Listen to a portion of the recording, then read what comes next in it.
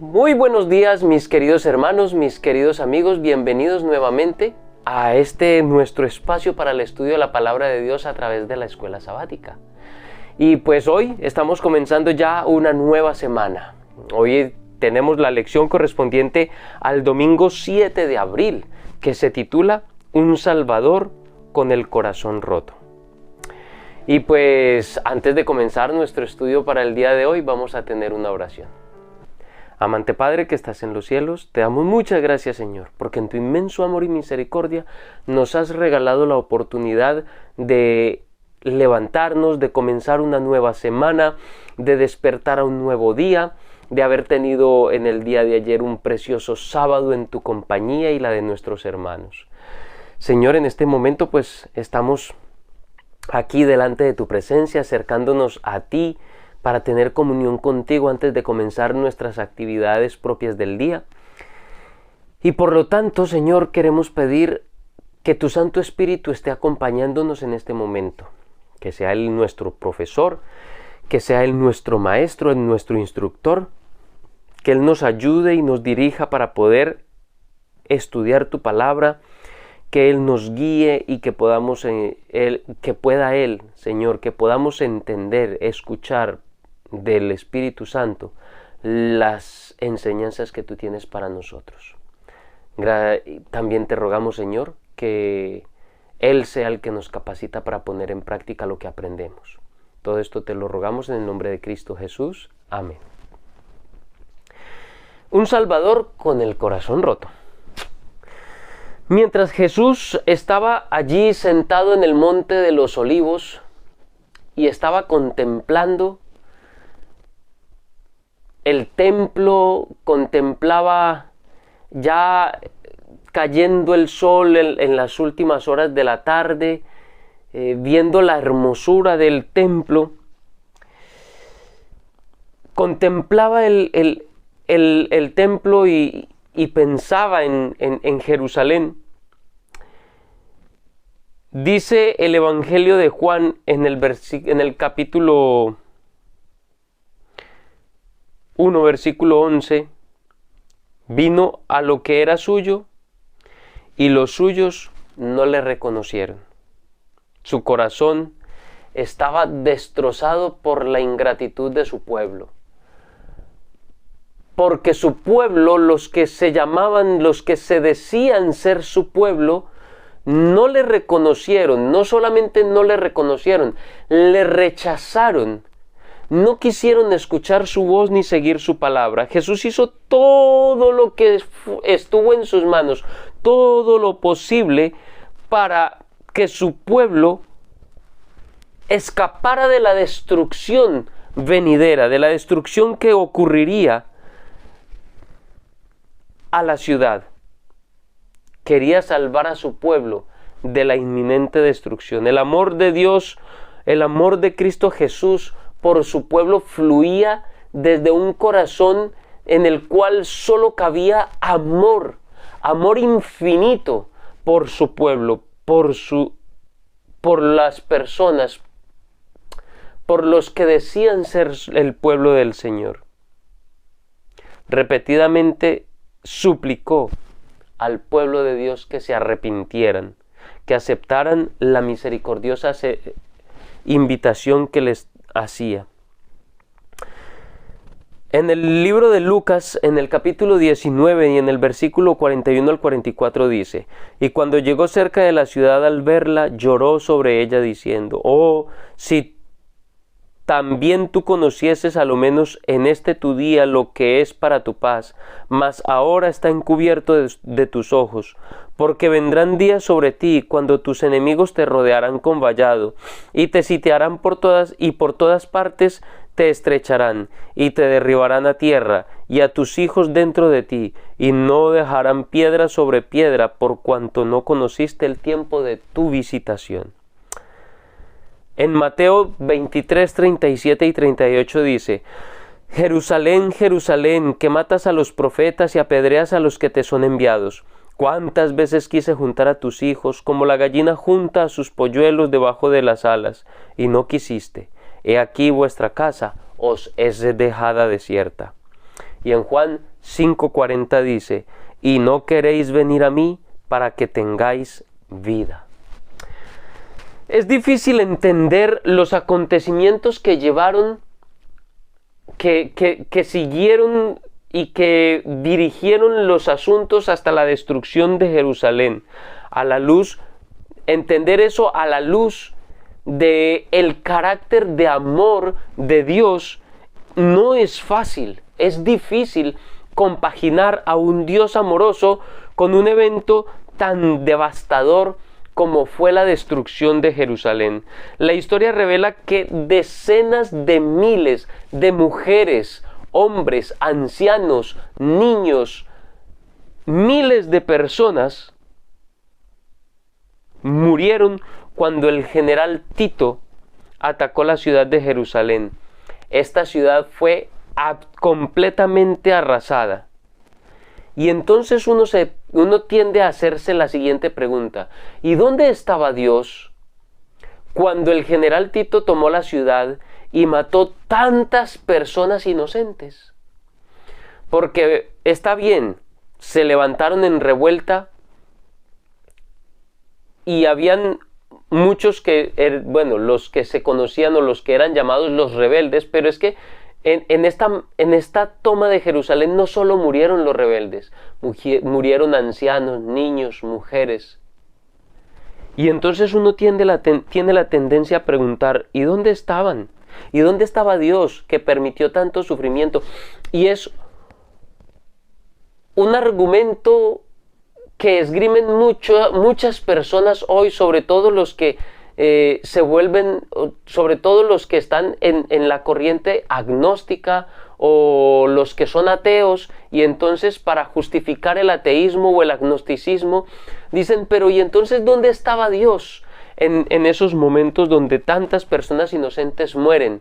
Y lo dicen cuando ocurren los desastres naturales, cuando las guerras devastan a las ciudades. Hoy en día, cuando está esa guerra tan cruel entre israelíes y palestinos, donde tantos palestinos inocentes, niños, mujeres y ancianos están muriendo, donde inocentes por parte de los palestinos murieron, israelíes inocentes, mujeres y niños fueron asesinados cruelmente por parte de los palestinos. No puede uno defender a ninguna facción, a ninguna parte, porque todos son crueles. Rusia contra Ucrania, tanto dolor y sufrimiento, y tienden las personas a decir, pero ¿y dónde estaba Dios en ese momento? La respuesta es muy clara, pero al mismo tiempo no es fácil de digerir la respuesta a esta pregunta. ¿Qué pasaba en ese momento por la mente de Cristo Jesús? Su corazón estaba destrozado. Sus ojos se llenaron de lágrimas y lloró sobre Jerusalén. Durante siglos, el Señor Jesús y Dios en general, el Padre y el Hijo, extendieron sus manos para ayudar al pueblo por su rebelión contra esa bondad tan amorosa de Dios. Perdieron totalmente la protección divina. No es que Dios los haya castigado. ¿Cómo me expreso que no me entiendan mal? El problema no es que Dios fuera cruel y los hubiera aplastado con toda la crueldad. El problema es que no quisieron escuchar la voz de Dios. Y al no escuchar la voz de Dios, las consecuencias naturales de la desobediencia vinieron sobre ellos. Es como cuando un padre le dice a un niño, y lo voy a minimizar a la mínima expresión para que lo podamos entender de la forma más sencilla, y es, por ejemplo, un niño pequeño ante una vela encendida, el niño intenta poner el dedo en la vela, en la llamita de la vela, y tú como padre le dices, no, porque te quemas, duele, te vas a quemar, te va a doler y luego vas a llorar. Pero el niño tiene curiosidad, y cuando menos piensas, cuando te descuidas tan solo medio segundo, el niño pone el dedo en la llama. ¿Y qué ocurre? Se quema. ¿Fue que el padre lo castigó con crueldad y dureza? Pues no, fue simplemente consecuencia de desobedecer la advertencia de su padre o de su madre de no meter el dedo en la llama porque se iba a quemar. ¿Sufre el niño? Sí sufre, pero con amor y con cariño el padre lo consuela y le dice: ahora aprendes que si pones el dedo en la llama te vas a quemar. Lo mismo ocurrió, pero a una escala mucho mayor y obviamente mucho más dramática y traumatizante.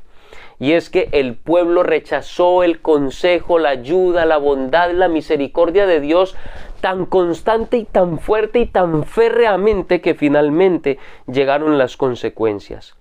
Dios no siempre interviene para limitar los resultados de la rebelión del ser humano. Dios no causó la matanza en la ciudad de Jerusalén en el tiempo de la rebelión. Dios no causó la matanza de tantos niños inocentes en la destrucción de Jerusalén. Dios no causó la muerte de tantas mujeres, ancianos y niños inocentes en la destrucción de Jerusalén. La trágica muerte de todos estos inocentes no fue obra de Dios, fue obra de Satanás. Satanás fue el que causó toda esa muerte y todo ese dolor, y lo pudo hacer porque el pueblo lo eligió a él y no a Dios.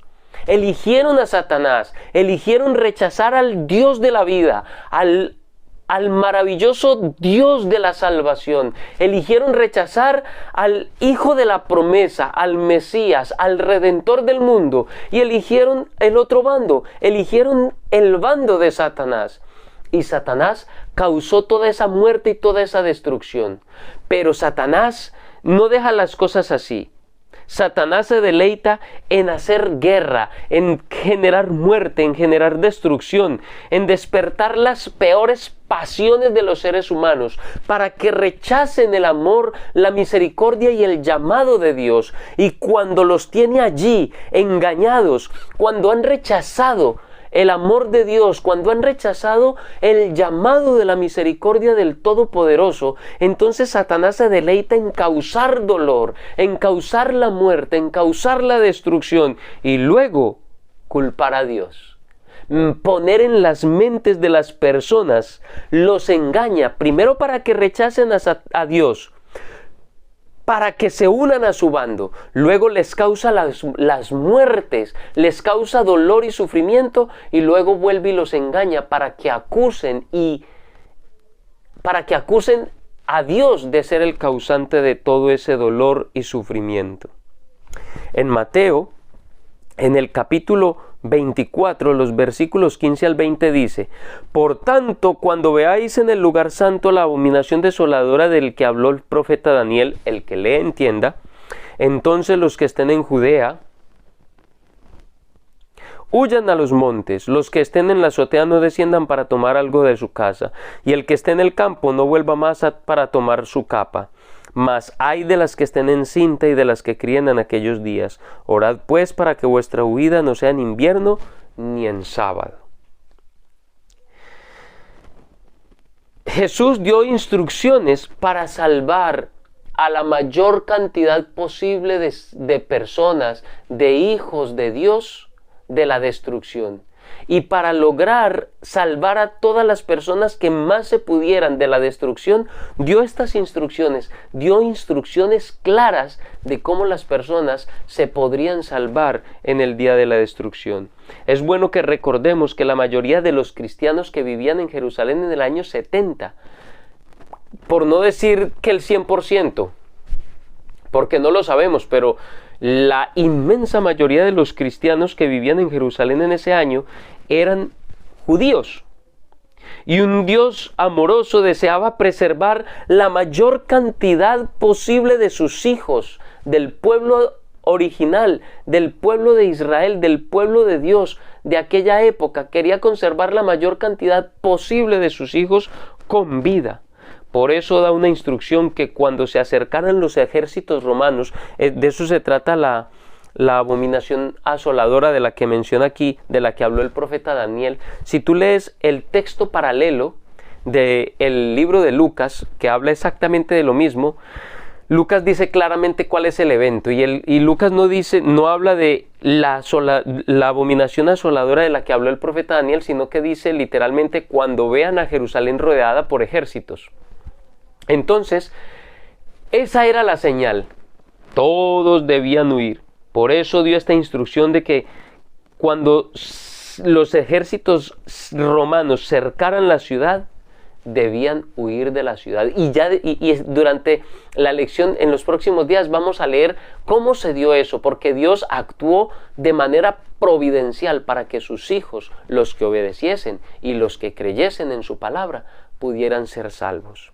Pero mientras tanto, en este momento solo me queda invitarles, mis queridos hermanos y mis queridos amigos, a que por favor aceptemos los llamados de la misericordia, los llamados de amor y misericordia que Dios nos está enviando todos los días. Dios te está llamando para que le aceptes. Dios te está extendiendo su brazo de amor. Te está advirtiendo que viene dolor, que viene sufrimiento y quiere que tú no estés solo en ese momento. Satanás te va a llevar por el camino del sufrimiento, del dolor y de la angustia. Tendrás que sufrir solo porque no quieres aceptar la invitación del Señor. El Señor te está invitando para que le aceptes, para que aceptes su amor, para que no tengas que pasar por el sufrimiento. Mis queridos hermanos, Dios te extiende su invitación. ¿Estás siendo maltratado? ¿Te maltrata tu esposo? ¿Te pega tu esposo? ¿Te maltrata psicológicamente? ¿Te ha maltratado físicamente? ¿Te ha pegado? Entonces, acércate a Cristo Jesús, porque Él es el verdadero esposo de la iglesia, que no lo trata mal. ¿Te ha tratado mal la vida? ¿Te ha tratado mal el mundo en general? ¿Has tenido que pasar por sufrimientos? ¿Por muertes de seres queridos? Hay mucho dolor y sufrimiento, pero Cristo Jesús te está llamando. Cristo Jesús te está extendiendo su mano poderosa, te está extendiendo su misericordia y amor y te está diciendo, ven a mí y descarga todo ese dolor y todo ese sufrimiento sobre mí y yo te llevaré en mis brazos lleno de amor para que puedas transitar y finalmente llegar a la eternidad, para vivir con Él por toda la eternidad. Mis queridos hermanos, en este momento solo me resta desearles a todos ustedes e invitarles para que compartan la palabra de Dios, para que compartan el amor de Cristo Jesús con todas las personas a quienes ustedes puedan llegar. Compartan este video. Y también les quiero invitar para que dejen sus comentarios allí en la caja de comentarios. Déjalos allí y les invito para que ustedes y cada uno nos den retroalimentación de todo lo que hemos podido estudiar en el día de hoy. Y cualquier otra cosa, alguna pregunta o cualquier otro comentario que quieran dejar. Si no te has suscrito al canal, suscríbete y únete a nuestro grupo de estudio de la Palabra de Dios. Y no siendo más, mis queridos hermanos, solo me resta desearles a todos ustedes que tengan un muy feliz día y que Dios les bendiga.